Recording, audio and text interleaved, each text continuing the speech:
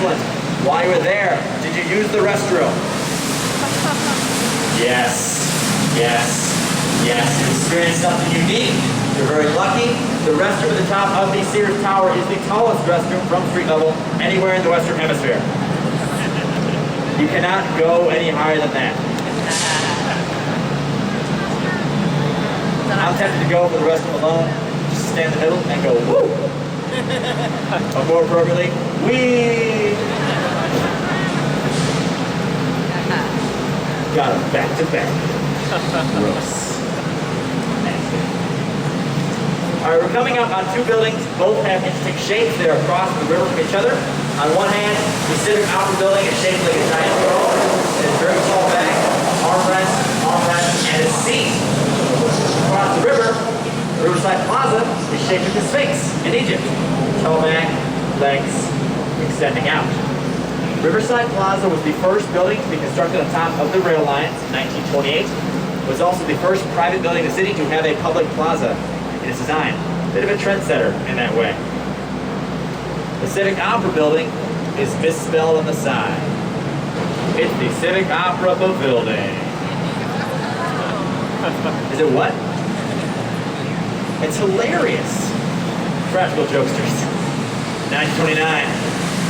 That building actually opened up like a day or two before the stock market crash. It was probably the last to be had for a while.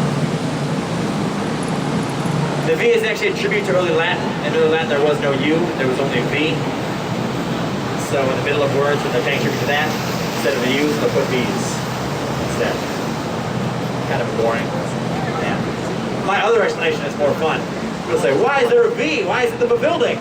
And I'll say, well, you know, chisels don't have spell checks, and you just gotta press on. I like that one better. The Civic Opera building is shaped like a giant throne because Mr. Samuel Insull wanted it that way. He built it as a gift to the people of Chicago. He is not so much a fan of City Hall, however.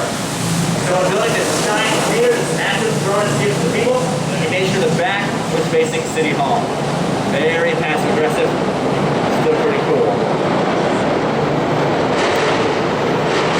In the red building, 1833, Sauganash Inn was located right there. Chicago became a town.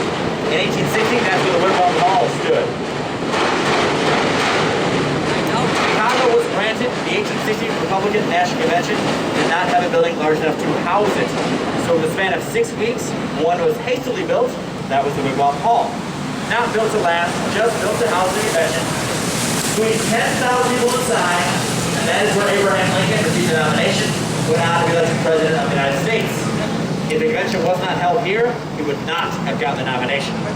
Because Lincoln was an unknown, a very dark horse. And the way that he got the nomination was that all the Lincoln supporters printed a bunch of counterfeit tickets and filled the building with pro-Lincoln people, squeezed everybody else out. So when the guy got on the big cone, said, William Seward, silence. Salmon P. Chase, silence. This guy no one's ever heard of Lincoln something. Yeah! And then Lincoln got the nomination. Pretty crazy. That's all I can say about that. The building in front of us here that is very wide, goes deep. That is the Merchandise Mart. The Merchandise Mart opened in 1930, was the largest building in the world. Held that up for 15 years. It remains the largest commercial building in the world. With 4.2 million square feet of floor space, takes up 2 whole city blocks, 25 stories tall, has its own train line stop. Up until 2008, this building had its own zip code, 60654, just for one building. Now it was owned by Marshall Field in 1930. He opened it as a giant wholesale shopping center. He quickly discovered that 1930 was a terrible time to open a giant shopping center in this country.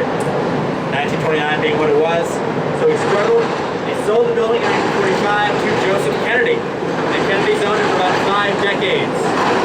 Until 1998. That's what that heads out front comes from. That is the Merchandise Hall of Fame, commissioned by Joseph Kennedy in 1953 to honor famous men of merchandise in this country's history.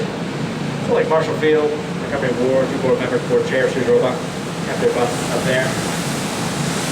titans of the industry. This building is the Builder's Building.